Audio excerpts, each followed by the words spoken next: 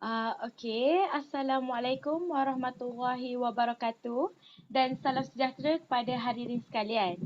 Pada malam ini, kita semua akan bersama-sama dengan ahli panel jemputan yang hebat untuk membicarakan tentang sebuah topik berkaitan dengan bagaimana kita sebagai umat Islam boleh mencontohi akhlak dan cara pengurusan emosi Rasulullah sallallahu alaihi wasallam dalam menangani liku-liku kehidupan sebagai khalifah Allah di muka bumi ini. Okey, so tahukah anda semua telah banyak kali kita sebagai umat Islam disebut dalam Al-Quran bahawasanya kita diturunkan di muka bumi ciptaan Allah ini dengan membawa tugas sebagai seorang khalifah. Hakikatnya, manusia ni bukanlah satu penghinaan kita diwujudkan. Sedangkan kita ni sebenarnya diangkat tinggi tau oleh Allah. Sebab kita sendiri ditekankan dalam Al-Quran oleh Allah sendiri tentang pemberian tugas yang khas untuk kita saja, yang tak diberi pada mana-mana makhluk yang lain. Di dalam surah Al-Baqarah ayat 30, Allah Subhanahu Wa Taala berfirman kepada malaikat, "Sesungguhnya aku hendak menjadikan seorang khalifah di muka bumi." Mereka berkata, "Mengapa engkau hendak menjadikan khalifah di bumi itu orang yang akan membuat kerosakan padanya dan menumpahkan darah? Padahal kami, malaikat kan, sentiasa bertasbih dengan memuji engkau dan mensucikan engkau." Lalu Allah pun berfirman, "Sesungguhnya aku mengetahui apa yang tidak kamu ketahui." Okey, so kita dapat lihat dekat sini betapa tingginya kedudukan manusia sehingga ada tugas yang istimewa, yang khas Allah Subhanahu Wa Taala telah tetapkan sebelum menciptakan kita di atas muka bumi ini.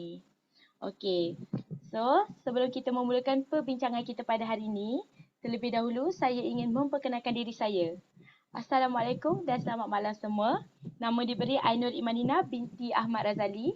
Saya merupakan seorang mahasiswi dan kini sedang menjalani tahun persediaan di IPG Campus Tun Hussein On di Batu Pahat, Johor.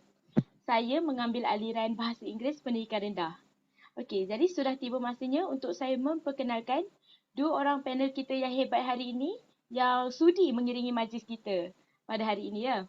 Okey, jadi baiklah diminta panel pertama kita untuk memperkenalkan diri. Silakan. Baiklah, terima kasih diucapkan kepada saudari moderator kita yang cantik manis orangnya, iaitu saudari Ainur Imanina.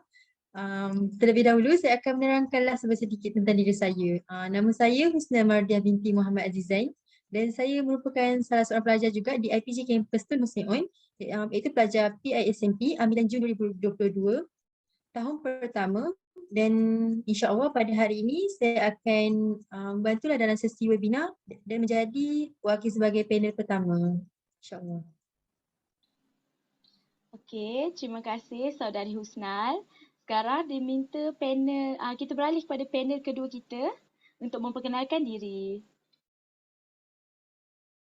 Assalamualaikum warahmatullahi wabarakatuh. Terima kasih saudari Imanina sebagai moderator kita.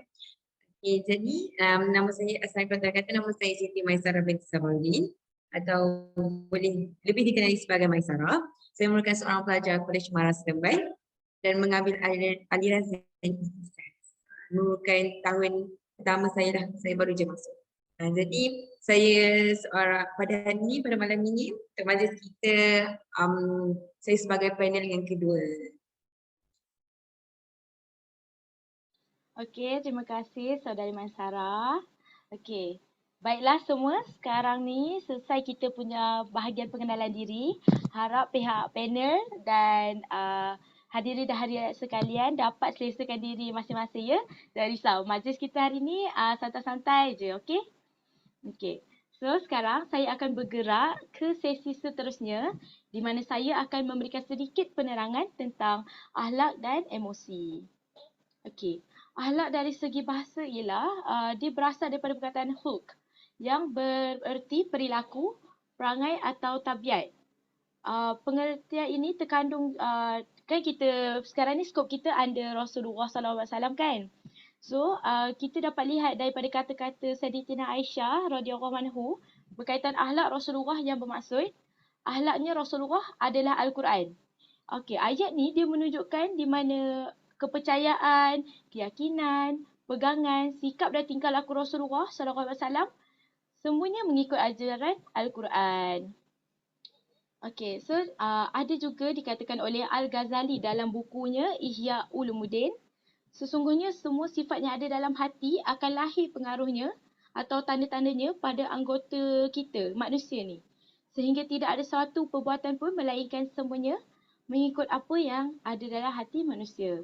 Jadi tingkah laku atau perbuatan manusia ni dia ada hubungan dengan sifat dan pembawaan dalam hati kita. Umpama pokok dengan akar dia, maksudnya kalau dalam diri kita ni baik kan, baiklah akhlak yang kita tunjuk. Betul tak? Lepas tu kalau kita ni asyik fikir benda-benda buruk, bergaul dengan orang yang buruk, jadi tak manis lah dekat situ kita punya akhlak tu. Kena betulkan dari dalam. Sebab dalam ni akarnya. Okay, so apabila rosak akar, maka rosaklah pokok dan cabangnya. Okay, itu untuk bahagian akhlak. Untuk emosi pula, emosi ni dia lebih scientifically explain lah macam tu. Dia didefinisikan sebagai satu ekspresi perasaan naluri yang kuat seperti rasa sayang, gembira, malu, sedih, takut dan sebagainya. Yang kita selalu rasa tu, itulah emosi kita. Dia daripada dalaman.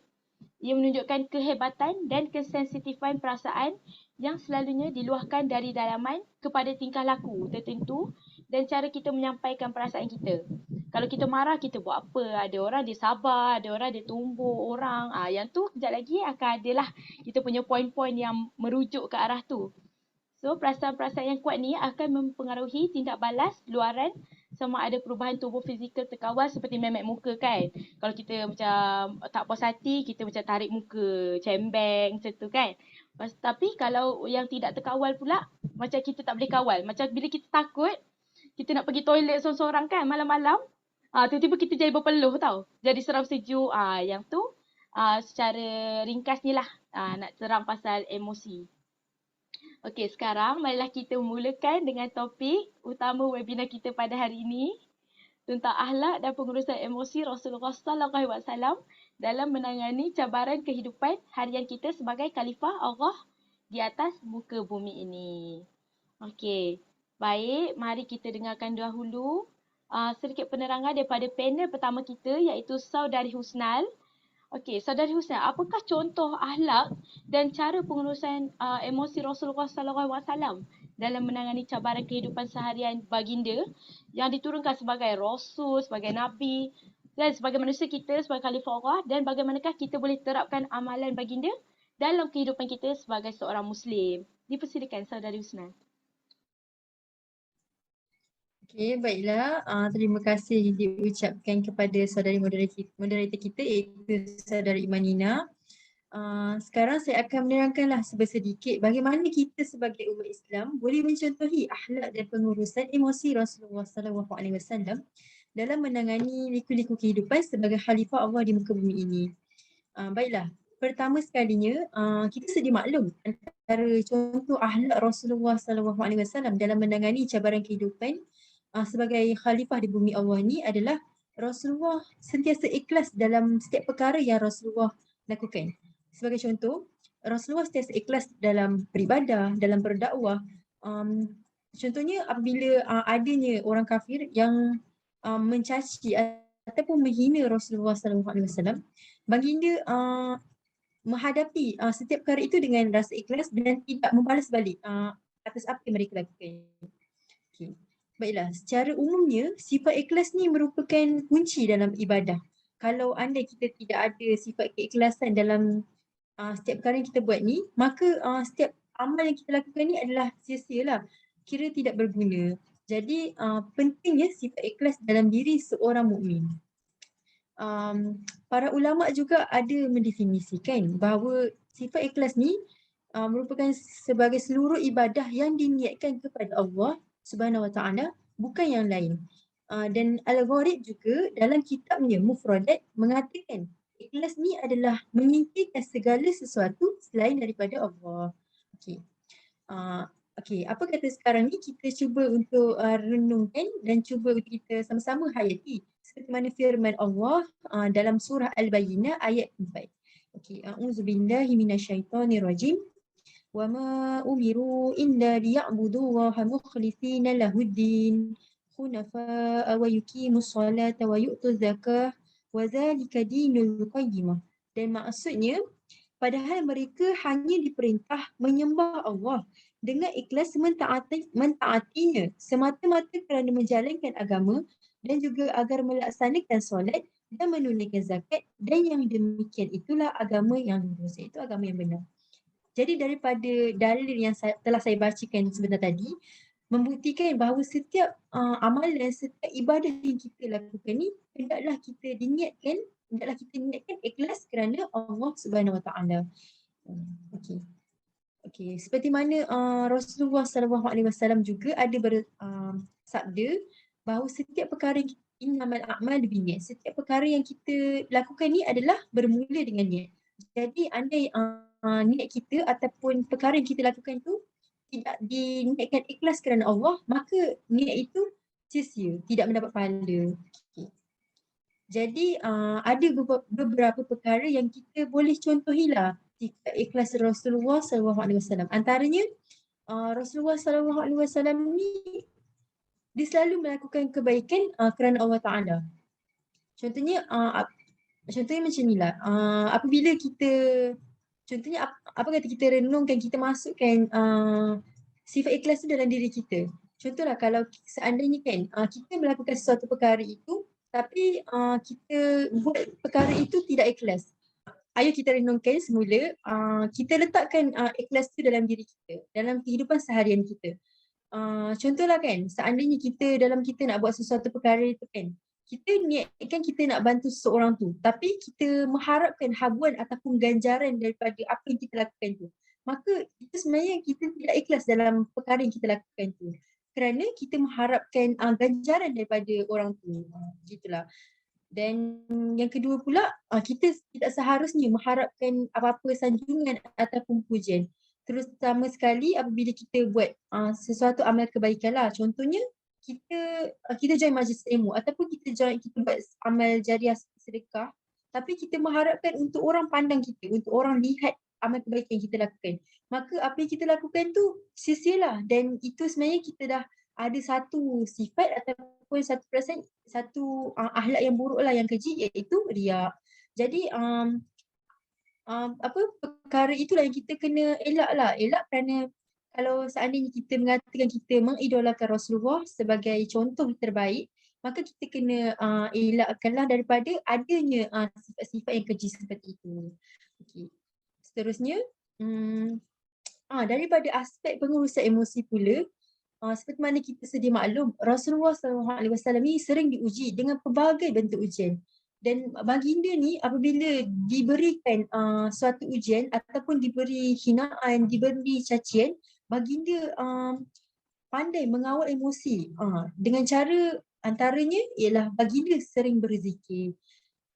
Seperti mana kita sedia maklum juga, amalan berzikir ni dapat memberi ketenangan dalam jiwa seseorang, kerana perbuatan berzikir ni akan membuatkan kita lebih mengingati Allah. Okey, sebagaimana firman Allah dalam surah Ar-Ra'd ayat 28, a'udzubillahi minasyaitonirrajim, ala bizikrillah tatma'innul qulub. Sesungguhnya hanya dengan mengingati Allah maka hatimu akan menjadi tenang. Jadi daripada dalil itu pun sebenarnya menunjukkan apabila kita berzikir, kita mengingat kepada Allah, maka Allah akan memberikan ketenangan dalam jiwa setiap orang itu. Okay, jadi kita kena sentiasa mempraktikkan zikir supaya kita dapat mencontohilah akhlak Rasulullah SAW.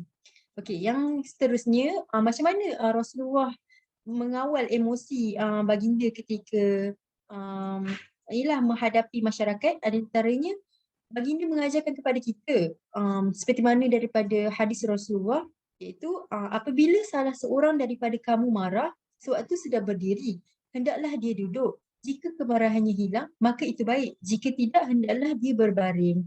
Okey, daripada hadis ni kan, sebenarnya Rasulullah mengajarkan kepada kita bahawa macam mana apabila kita menghadapi situasi yang membuatkan kita rasa macam nak terbakar time tu.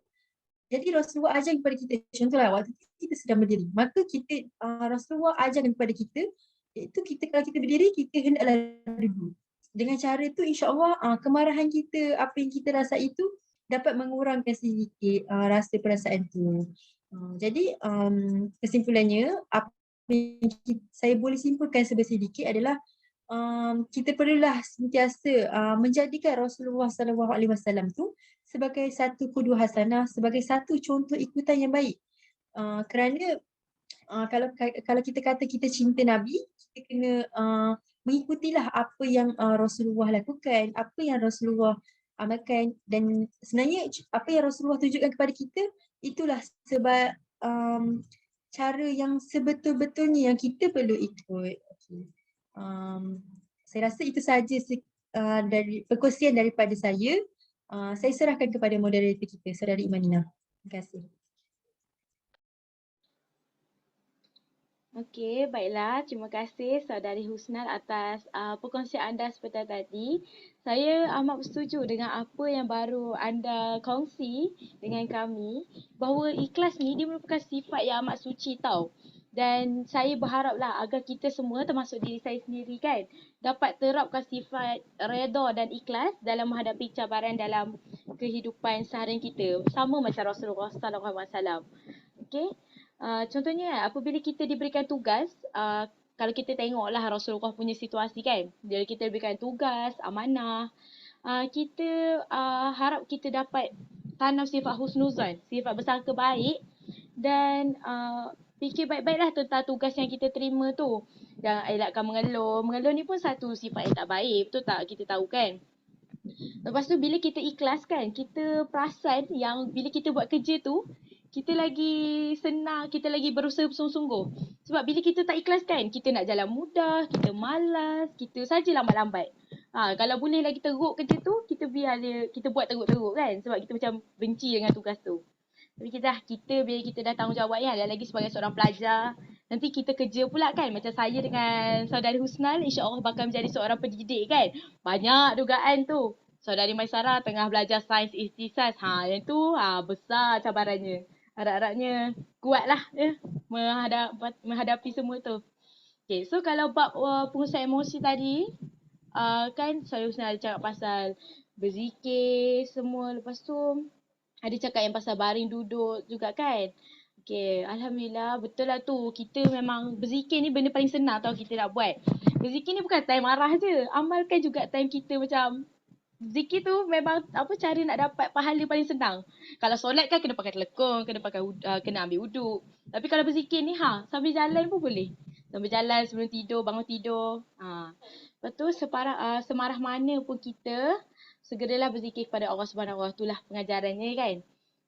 Turut juga mengucapkan 2 kalimah syahadah agar kita beringatlah. Bila kita dah ingat Allah tu, kita macam ya Allah, aku orang Islam, ini bukan cara aku untuk lepaskan kemarahan aku. Okey? Okey, so baiklah sekarang ni tanpa buang masa, kita boleh beralih. Kita boleh dengar pula ahli panel kedua kita, Saudari Maisarah. Baik Maisarah, okey, berdasarkan topik yang sama tentang contoh ala Rasulullah dan cara Rasulullah menguruskan emosi baginda dalam kehidupan yang kita sebagai manusia yang penuh cabaran ni. Apa yang Maisarah ingin kupas dalam hujah Maisarah? Terima kasih. Bismillah. Sebenarnya terima kasih Saudari Imanina, moderator kita, bertanyakan saya soalan ini. Jadi topik kita pada hari ini sebenarnya pendapat saya sendiri, pandangan saya amatlah bagus. Sebab betul macam Saudari Imanina kata waktu kita opening kita tadi, pada kita macam kita cakap yang betul kita ni, kenapa kita ni kenapa kita wujud? Kan? Kerana kita yang menjadi khalifah di muka bumi ini. Jadi macam mana nak jadi khalifah? Tak semua orang tahu. Tak semua orang lahir kita terus tahu tau. Jadi kita boleh ikut contoh Rasulullah SAW. Jadi tanpa masa saya terus masuklah tajuk kita macam mencontohi akhlak Rasulullah. Kita boleh menjadi khalifah yang bagus, kita boleh mencontohi sifat Rasulullah, iaitu sifat kejujuran. Rasulullah SAW dia menangani cabaran kehidupan seharian sebagai khalifah Allah adalah baginda sentiasa berlaku jujur. Utamanya baginda ni seorang yang menggalas tanggungjawab besar kerana baginda sebagai seorang rasul, sebagai contoh untuk umat dia sampai umat akhir zaman, sampai umat yang terakhir. Inilah contoh kita. Jadi dia menggalas tanggungjawab yang besar, sangat besar.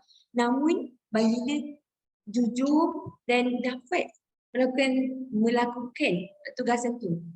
Bukti dia macam mana kita tahu kita ni dapat megang Islam ni, macam mana boleh daripada Arab tu sampai ke Malaysia, sampai ke satu dunia. Dengan macam mana? Dengan baginda sendiri, usaha baginda, menggalas tanggungjawab baginda. Okey, jadi saya masuk untuk sifat kejujuran. Jadi macam kita tahu, kita belajar sekolah agama dulu, sifat wajib Rasulullah ialah syidik, ialah jujur. Asidik. So ialah kejujuran, seorang yang jujur. Kejujuran ni dia adalah sangat penting.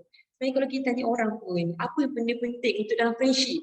Kejujuran lah, betul tak? Untuk kita tak ada bohong, tak ada penipuan, untuk kita tak ada toksik.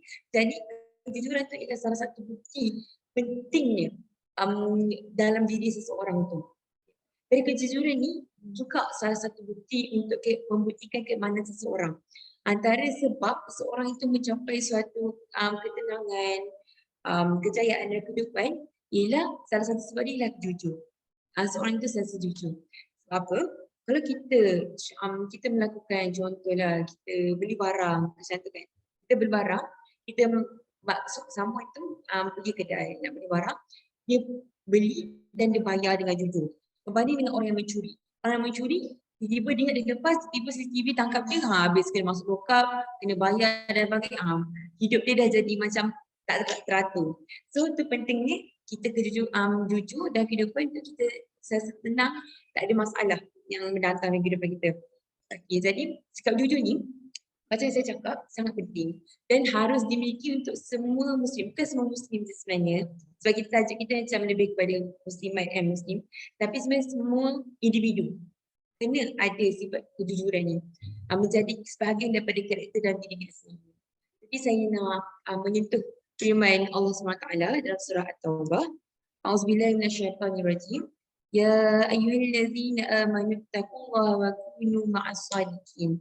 Terjemahannya, wahai orang-orang yang beriman, bertakwalah kepada Allah dan bersamalah kamu dengan orang-orang yang benar.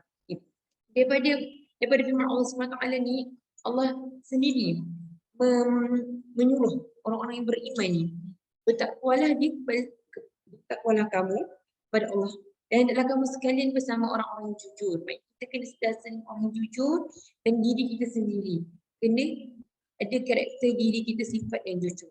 Okay. Sikap jujur ni bukan hanyalah jujur dalam perkataan saja. Maksudnya bila kita cakap malah wajib jujur, betul tak? Takkanlah kita nak menipu jadi munafik. Jadi kalau bukan hanya perkataan je, maksudnya kita juga kena jujur dalam pergaulan. Pergaulan ni bercakap dan juga dalam perbuatan. Maksudnya kalau kita cakap something, buat benda tu. Jangan cakap lain, buat lain. Tu dah tak jujur. Dan dalam perjanjian, maksudnya kalau kita berjanji, tu sebenarnya kita tak sebaiknya berjanji, sebab kalau kita rasa macam kita tak mampu untuk melaksanakan janji tu, lebih baik jangan berjanji. Sebab kalau kita tak melaksanakan, maksud kita bukan seorang yang jujur. Okay. Dan banyak lagi lah daripada perbuatan perjanjian tu, banyak lagi benda tu kita selalu jujur, macam mengamanah, bertanggungjawab dan sesuatu jawatan, itu pun perlukan kejujuran.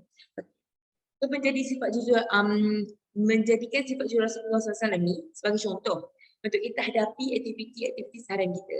Jadi contoh untuk jadikan, untuk kita aplikasikan dalam kehidupan, kita perlu hindarkan diri daripada yang pertama. Kita perlu hindarkan diri daripada perbuatan dan perkataan yang bohong dan tidak jujur. Ini first step lah. Maksudnya ini langkah pertama. Maksudnya kalau kita perlu bila perbuatan dan perkataan tu benda yang orang boleh nampak, orang boleh dengar, orang boleh nampak. Tak perlulah macam dia tidak disebalik. Maksudnya itulah pertama kita kena buat. Kita kena berbuat benda yang jujur dan sentiasa jujur, bercakap dengan jujur. Benda tu first step. Yang kedua, walaupun macam kita ni berada dalam situasi susah, situasi yang sangat susah, carilah cara yang lebih sesuai untuk berlaku jujur dan elakkan diri daripada menipu. Sebab contoh macam exam lah kan, perasaan kita seorang yang busy kan, student itu ini subjek pun banyak ambil, jadi tiba tak sempat lah test. Jangan tak sempat lah study untuk test. Jadi janganlah kita meniru, macam cuba untuk meniru ataupun macam dia tulis kat tangan, tapi janganlah. So apa bila meniru ni kan, dia akan berikan kecelakaan dekat diri kita sendiri. Sebab kita maybe betul macam lah aku kan nanti kan fail ke apa, kena keluar daripada college atau sebagainya. Tapi kalau tiba-tiba kita buat benda tu, kita meniru tapi terkantoi, habislah. Kalau terkantoi tu habislah diri kita sendiri, kawan pun tak percaya, lecturer pun memang tak ada lah, tak jadi. Memang banyaklah kita akan kena. So banyak banyak buruk daripada baik. Jadi berkaitan pada jujur ni, jujur ni dia pun merangkumi cara kita melaksanakan tugasan yang diberikan daripada orang atasan. Macam Iman cakap tadi, macam nanti akan datang, kita sedang pelajar akan datang jadi pendidik. Saya pun bekerja di office dan sebagainya, kita ada majikan kita. Jadi tugasan yang diberikan kita kena secara jujur. Contoh bila kita diberikan amanah untuk menjalankan tugasan, janganlah kita macam ambil mudah je, macam take the easiest way. No, the easy way, no. Kita kena melakukan tugas tersebut dengan bersungguh-sungguh. Kalau kita dengar belajar dulu kan pepatah Melayu. Pepatah Melayu, hangat-hangat tai ayam. Janganlah buat macam tu. Janganlah macam hangat-hangat tai ayam buat macam tu gitu asal sudah. Tak boleh. Sebab benda tu pun dikira catatan amanah. Amanah dan dicatat. Okay, setiap apa yang kita lakukan. Jadi buatlah sehabis baik. Benda yang kita buatlah sehabis baik. Dan untuk saya bagi contoh lain, macam kalau kita ada assignment, kena buat isi ke dan sebagainya. Macam kita student ni, janganlah melakukan cuba-cuba untuk mempelajari kerja orang lain. Macam benda tu ialah satu penipuan. Dia tidak jujur. Sebab apa? Kita pelajari kerja orang lain, lepas tu jadikan benda tu jadi hasil kerja kita sendiri. Dan itu adalah hasil kita perlu usaha orang lain. Tapi kalau menjadikan rujukan tak apa. Tapi ni dia mempelajari. Macam ambil sebiji tu lah kau hantar kat cikgu. Jangan. Tu pun baru keburukan kepada orang yang meniru ni. Sebab bila kita mempelajari, kita akan bakal dilabel lah sebagai orang yang mempelajari. Kalau kita mencuri pun dilabel sebagai pencuri. Kita oleh itu untuk akhlak ni, kita hendaklah sentiasa jujurlah dan jauhkan diri kita ni daripada menipu, berdusta. Terutamanya dalam menangani setiap masalah dalam kehidupan kita. Dan kita sebagai khalifah bagi mengelakkan Allah SWT murka dengan segala apa yang kita lakukan. Jadi untuk tambahan daripada saudara Husna cakap tadi, pengurusan emosi ketika baginda marah kan. Okay, kan saudara Husna ada cakap kita duduk, ada hadis duduk dan baring. Jadi kita juga digalakkan berwuduk. Okey, jadi kenapa berwuduk ni? Kenapa kita digalakkan berwuduk? Wuduk ni sebenarnya bila kita berwuduk ni, kalau kita perasan, kita dapat menenangkan hati kita, menyejukkan hati kita. Lagi-lagi kalau air tu air sejuk kan. Memang sejuk lah satu badan Dia rasa sejuk lah hati kita, daripada panas-panas tu jadi sejuk. Dan kita pun dapat bersihkan kotoran hati, melahirkan ketenangan. Dan juga wuduk ni dapat menghapuskan dosa-dosa kecil. Dosa-dosa kecil setiap tubuh wuduk kita juga. Oleh itu sekarang ni kalau macam kita marah ke, cubalah segeralah ambil wuduk untuk elakkan simpan perasaan yang tidak baik dalam hati. Okay. Jadi untuk tambahan, yang tadi kan tambah untuk Ustaz Rosna. Jadi seterusnya untuk cara memperluaskan emosi, saya lebih baik Rasulullah bagi dia lebih baik mendiamkan diri dan mendiamkan diri daripada berkata-kata. Baginda atau kita boleh cuba untuk bernafas secara perlahan. Macam kalau kita marah, maybe tak semua orang, tapi kebanyakan orang akan bila marah tu dia akan rasa macam sesak nafas, dia macam geram-geram, ada yang sampai menangis, betul tak? Sebab dia macam emosi dia tu. Jadi daripada tu lebih baik kita boleh bernafas secara perlahan untuk tahu pernafasan kita. Untuk kita sentiasa bersabar. Sebab apa? Sebagai manusia ni macam biasalah kita macam kadang-kadang ada macam kita tersilap kan, ataupun orang tegur secara macam menyindir ke apa, kita akan terasa dan kita akan hilang rasa rasional tu. Bila minda kita macam terlampau marah, ada yang macam tak boleh kawal tu terus baling barang, pukul semua orang, dia macam tak boleh kawal. Jadi untuk daripada kita macam kadang-kadang kata-kata kita tu pun waktu kita marah segala benda lepas, padahal benda tu kita tak berniat pun. Jadi itulah kita kena mendiamkan diri dan jaga kata-kata kita. Jadi diam ketika marah ni dapat elakkanlah kita berkata benda-benda yang tak sepatutnya dan juga dapat kita lagi teruk ke keadaan dah gaduh tambah lagi mencarut dan segalanya lagilah memburukkan lagi persahabatan ataupun hubungan dalam family. Jadi saya nak kongsikan kepada semua, barang siapa beriman kepada Allah dan hari akhirat hendaklah berkata baik atau buruk. Dan itulah sebabnya kita ni mulut dan kita pun tahu kan kalau macam wanita mulut ni lah sebab kita masuk majoriti kita masuk penghuni neraka. Sebabkan mulut ni mengumpat tu nombor satu, membawang tu, memfitnah tu memanglah gosip-gosip tu hobi-hobi. Jadi janganlah kita elakkanlah benda-benda macam itu. Terima kasih. Okey, terima kasih kepada Saudari Maisara atas perkongsian anda sebentar tadi. Banyak Saudari Maisara kaitkan dengan kehidupan kita seharian. Terima kasih. So kita lepas ni, kita sebagai still mahasiswi ni kita boleh nampak lah the vision, okey? Apa yang kita perlu buat, kat mana kita boleh terapkan. So bila kita menghadapi situasi-situasi tu, kita bolehlah ingat-ingatkan muka Saudari Maisara kita. Dengan apa yang dia cakap tadi. Okay. So, saya pasti sekarang ni semua dah mula nampak dah faham. Lepas tu dah ingat balik apa yang kita selalu dengar-dengar tapi tak pernah nak ingat kan. Macam kalau dalam ustaz-ustaz kat YouTube ke cakap pasal benda ni, kita macam sekali lalu je dengar cara apa tentang apa yang Rasulullah buat ni semua. So, kali ni bila kita kupas sendiri, kita dapat lagi faham lah. Kita dapat kaitkan pula dengan kehidupan kita kan. Okay, so untuk berkait dengan Maisara punya point tadi, saya haraplah kita sebagai semua orang Islam ni dapat mencontohi tauladan yang terbaik iaitu Rasulullah SAW. Macam kalau yang bab ambil uduk tadi tu kan kita guna air kan. Air ni saya dapat tahu kita sedia maklum air ni dia buat kita tenang bukan setakat bila kita beruduk je. Bila kita marah tu cepat-cepatlah pergi minum ke mandi ke, betul lah Saudari Maisara sebut tadi air ni kan sejuk kan, so dia dapat redakan kemarahan kita tu. Alhamdulillah lah tu antara nikmat daripada Allah juga air. Okay, so saya nak tambah sikit tentang akhlak-akhlak Rasulullah ni kan. Dalam menangani cabaran kehidupan baginda sebagai khalifah Allah ialah baginda ni sentiasa murah dengan senyuman dan cuba untuk selalu ceria dalam melalui kehidupan baginda. Baginda ni waktu dia berdakwah dah lah kena kecam kan, kalau ikut bahasa kita kena kecam dengan kaum Quraisy, kaum Arab Jahiliah yang tak nak terima baginda. Diperkotak-katik kan, dibaling najis. Tapi baginda selagi boleh tu baginda elakkan mengeluh. Kalau baginda mengadu pun baginda mengadu pada Allah. Baginda tak ada nak pergi maki balik ke orang tu. Betul tak? Sebab kalau kita tengok daripada konsep ni pun, kita percayalah tengok Rasulullah kan. Time tu dia struggle gila. Tapi sekarang ni tengok ajaran dia still lagi dipupuk dalam masyarakat kita sekarang ni. Maksudnya usaha baginda tu membuahkan hasil. Betul lah macam pepatah yang cendawan pasti akan tumbuh selepas hujan. Baginda tu memang time tu dia memang struggle, sedih, sakit semua. Tapi tengoklah ajaran dia sampai juga kat kita. Maksudnya baginda dah jalankan dah amanah baginda.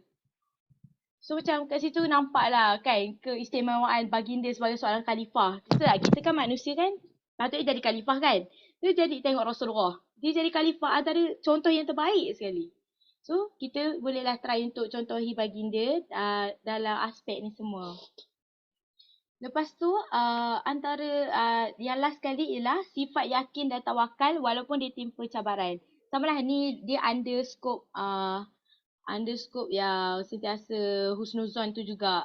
Kita boleh jadikan akhlak baginda tu sebagai contoh apabila kita menghadapi ujian yang diberikan oleh Allah kan. Daripada segi kesihatan ke, pelajaran ke kan.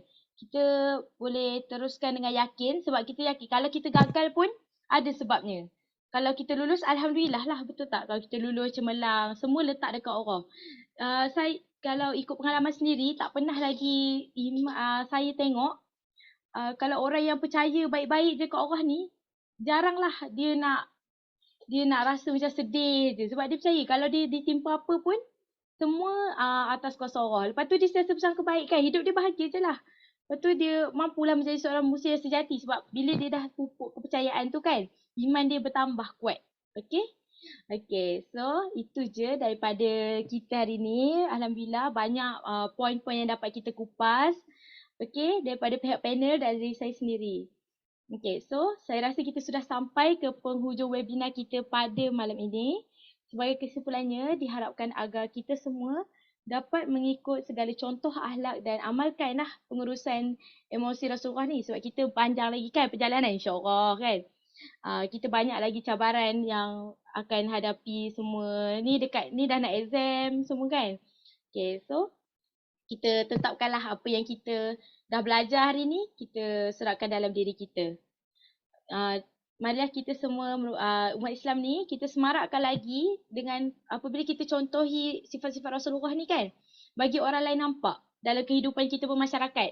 Dan lagi bila kita masuk U ni semua kan kita bergabung dengan budak non-Muslim, yang bukan Muslim, orang yang tak cerah sangat pasal Islam ni kan.